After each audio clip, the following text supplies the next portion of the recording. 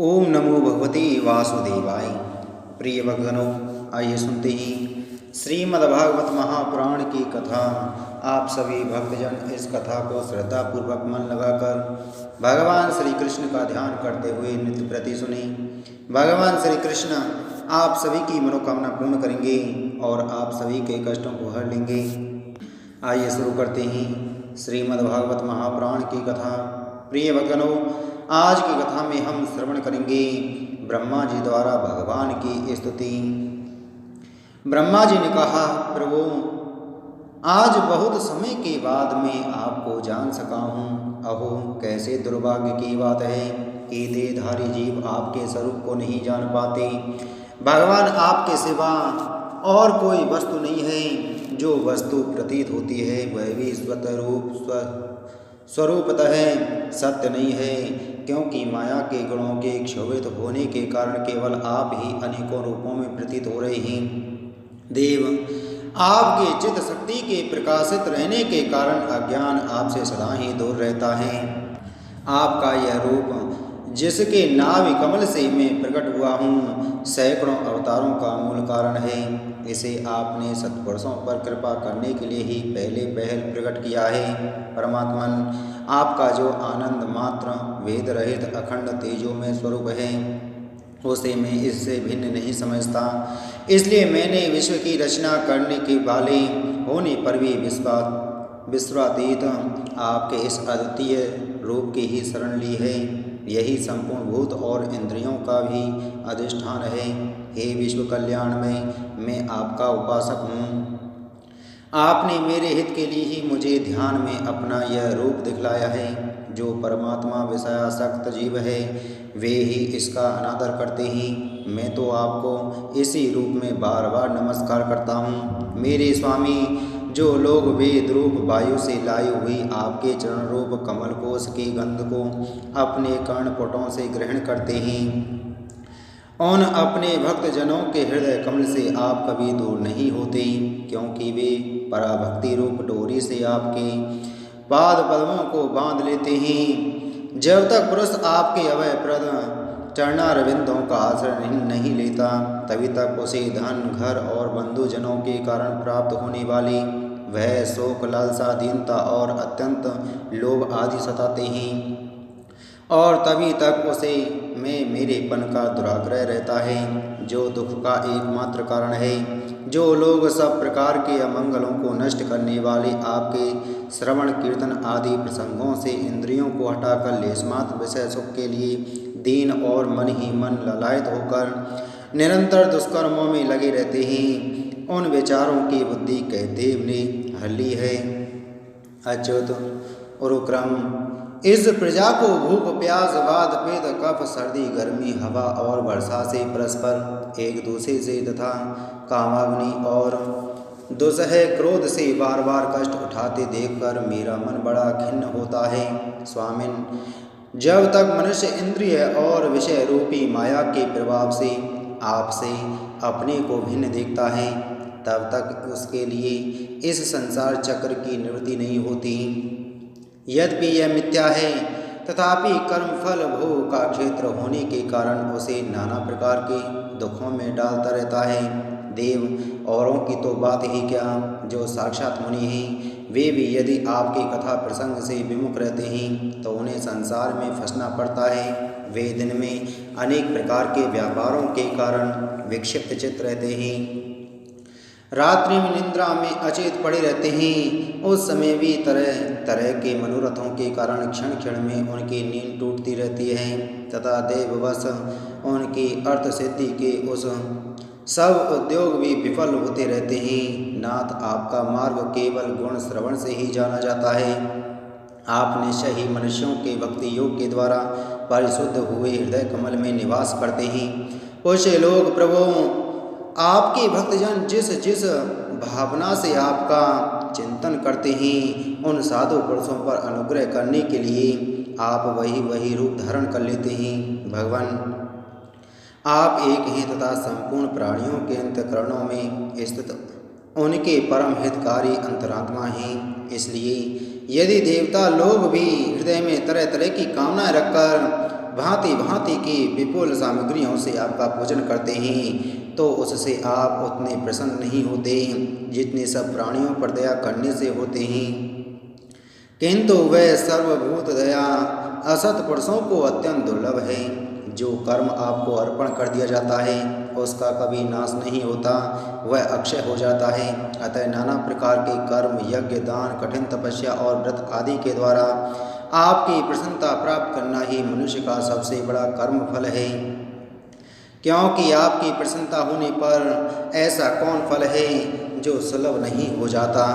आप सदा सर्वदा अपने स्वरूप के प्रकाश से ही प्राणियों के वेद ब्रह्म रूप अंधकार का नाश करते रहते हैं तथा ज्ञान के अधिष्ठान साक्षात परम पुरुष हैं। मैं आपको नमस्कार करता हूँ। संसार की उत्पत्ति, स्थिति और संहार के निमित्त से जो माया की लीला होती है वह आपका ही खेल है। अतः आप परमेश्वर को मैं बार बार नमस्कार करता हूँ। जो लोग प्राण त्याग करते समय आपके अवतार, गुण और कर्मों को सूचित करने वाले देवकी नंदन, जनार्दन, कंस निकंदन आदि नामों का विवश होकर भी उच्चारण करते हैं, वे अनेकों जन्मों के पापों से तत्काल छूटकर माया आदि आवरणों से रहित ब्रह्मपद प्राप्त करते हैं। आप नित्य अजन्मा हैं, मैं आपकी शरण लेता हूँ। भगवान, इस विश्व वृक्ष के रूप में आप ही विराजमान हैं। आप ही अपनी मूल प्रकृति को स्वीकार करके जगत की उत्पत्ति, स्थिति और संहार के लिए, प्रलय के लिए मेरी अपने और महादेव जी के रूप में 3 प्रधान शाखाओं में विभक्त हुए हैं और फिर प्रजापति एवं मनु आदि शाखा प्रशाखाओं के रूप में फैलकर बहुत विस्तृत हो गए हैं। मैं आपको नमस्कार करता हूँ। भगवान, आपने अपनी आराधना के लिए ही लोगों के लिए कल्याणकारी स्वधर्म बताया है, किंतु वे इस ओर से उदासीन रहकर सर्वदा विपरीत निषिद्ध कर्मों में लगे रहते हैं। ऐसी प्रमाद की अवस्था में पड़े हुए इन जीवों की जीवन आशा को जो सदा सावधान रहकर बड़ी शीघ्रता से काटता रहता है, वह बलवान काल भी आपका ही रूप है। मैं उसे नमस्कार करता हूँ। यदि मैं सत्यलोक का अधिष्ठाता हूँ, जो 2 पदार्थ पर्यंत रहने वाला और समस्त लोगों का वंदनीय है, तो भी आपके उस काल रूप से डरता रहता है। उससे बचने और आपको प्राप्त करने के लिए ही मैंने बहुत समय तक तपस्या की है। आप ही अधियज्ञ रूप से मेरी इस तपस्या की साक्षी हैं। मैं आपको नमस्कार करता हूँ। आप पूर्ण काम हैं, आपको किसी विषय सुख की इच्छा नहीं है, तो भी आपने अपनी बताई हुई धर्म मर्यादा की रक्षा के लिए पशु, पक्षी, मनुष्य और देवता आदि जीव योनियों में अपनी ही इच्छा से शरीर धारण कर अनेकों लीलाएं की हैं। ऐसे आप पुरुषोत्तम भगवान को मेरा नमस्कार है। प्रभु, आप अविद्या, अस्मिता, राग, द्वेष और अभिनिवेश 5 में से किसी के भी अधीन नहीं हैं। तथापि इस समय जो सारे संसार को अपने उदर में लीन कर भयंकर तरंगमालाओं से विक्षुब्ध प्रलयकालीन जल में अनंत विग्रह की कोमल सैया पर शयन कर रहे हैं, वह पूर्व कल्प की कर्म परंपरा से श्रमित हुए जीवों को विश्राम देने के लिए ही है। आपके नाभि कमल रूप भवन से मेरा जन्म हुआ है। यह संपूर्ण विश्व आपके उदर में समाया हुआ है। आपकी कृपा से ही मैं त्रिलोकी की रचना रूप उपकार में प्रवृत्त हुआ हूँ। इस समय योग निद्रा का अंत हो जाने के कारण आपके नेत्र कमल विकसित हो रहे हैं। आपको मेरा नमस्कार है। आप संपूर्ण जगत के एकमात्र स्वद और आत्मा हैं तथा शरणागतों पर कृपा करने वाले हैं। अतः अपने जिस ज्ञान और ऐश्वर्य से आप विश्व को आनंदित करते हैं, उसी से मेरी बुद्धि को भी युक्त करें, जिससे मैं पूर्व कल्प के समान इस समय भी जगत की रचना कर सकूं। आप भक्त वांछा कल्पतरु हैं। अपनी शक्ति लक्ष्मी जी के सहित अनेकों बड़ा अवतार लेकर आप जो अद्भुत कर्म करेंगे, मेरा यह जगत की रचना करने का उद्यम भी उन्हीं में से एक है। अतः इसे रचते समय आप मेरे चित्त को प्रेरित करें, शक्ति प्रदान करें, जिससे मैं सृष्टि रचना विषयक अभिमान रूप मल से दूर रह सकूं। प्रभु, इस प्रलयकालीन जल में शयन करते हुए आप अनंत शक्ति परम पुरुष के नाभि कमल से मेरा प्रादुर्भाव हुआ है और मैं हूँ भी आपकी ही विज्ञान शक्ति।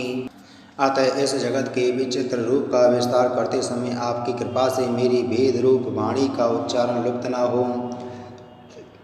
आप अपार करुणा में पुराण पुरुष हैं। आप परम प्रेममयी मुस्कान के सहित अपने नेत्र कमल खोलिए और शेष सैया से उठकर विश्व के उद्भव के लिए अपनी सुमधुर वाणी से मेरा विषाद दूर कीजिए। श्री मैत्री जी कहते हैं, विदुर जी, इस प्रकार तप विद्या और समाधि के द्वारा अपने उत्पत्ति स्थान श्री भगवान को देखकर तथा अपने मन और वाणी की शक्ति के अनुसार उनकी स्तुति कर ब्रह्मा जी थके से होकर मौन हो गए। श्री मधुसूदन भगवान ने देखा कि ब्रह्मा जी इस प्रलय जल राशि से बहुत घबराए हुए हैं तथा लोक रचना के विषय में कोई निश्चित विचार न होने के कारण उनका चित्त बहुत खिन्न है। तब उनके अभिप्राय को जानकर वे अपनी गंभीर वाणी से उनका खेद शांत करते हुए कहने लगे। श्री भगवान ने कहा, वेद गर्भ, तुम विषाद के वशीभूत हो आलस्य न करो, सृष्टि रचना के उद्यम में तत्पर हो जाओ। तुम मुझसे जो कुछ चाहते हो उसे तो मैं पहले ही कर चुका हूँ। तुम एक बार फिर तप करो और भागवत ज्ञान का अनुष्ठान करो। उनके द्वारा तुम सब लोगों को स्पष्टतया अपने अंतःकरण में देखोगे। फिर भक्ति युक्त और समाहित चित होकर तुम संपूर्ण लोक और अपने को मुझको व्याप्त देखोगे तथा मुझ में संपूर्ण लोक और अपने आप को देखोगे। जिस समय जीव काष्ठ में व्याप्त अग्नि के समान समस्त भूतों में मुझे ही स्थित देखता है, उस समय वह अपने अज्ञान रूप मल से मुक्त हो जाता है। जब वह अपने को भूत इंद्रिय गुण और अंतःकरण से रहित तथा स्वरूपतः मुझसे अभिन्न देखता है, तब मोक्ष प्रद प्राप्त कर लेता है।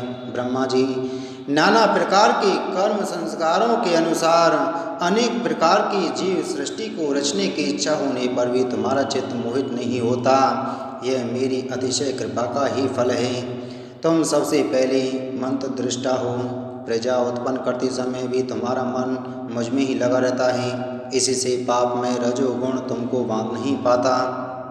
तुम मुझे भूत इंद्रिय गुण और अंतःकरण से रहित समझते हो। इससे जान पड़ता है कि यद्यपि देहधारी जीवों को मेरा ज्ञान होना बहुत कठिन है, तथापि तुमने मुझे जान लिया है। मेरा आश्रय कोई है या नहीं, इस संदेह से तुम कमल नाल के द्वारा जल में उसका मूल खोज रही थी, सो मैंने तुम्हें अपना यह स्वरूप अंतःकरण में ही दिखलाया है।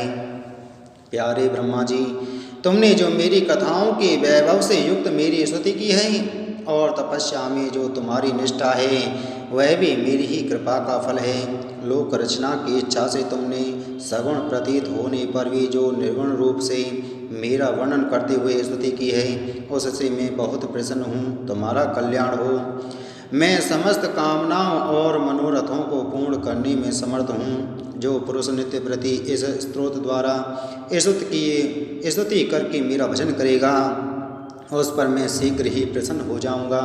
तत्ववेताओं का मत है कि पूर्ण तप, यज्ञ, दान, योग और समाधि आदि साधनों से प्राप्त होने वाला जो परम कल्याण में फल है, वह मेरी प्रसन्नता ही है।